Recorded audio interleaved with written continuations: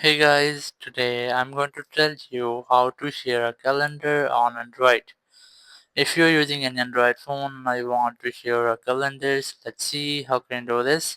You just have to open Google Calendar app in your phone, and here just tap on this plus icon to add any event here. Just tap on this event option, and here you must have to add a title of your event.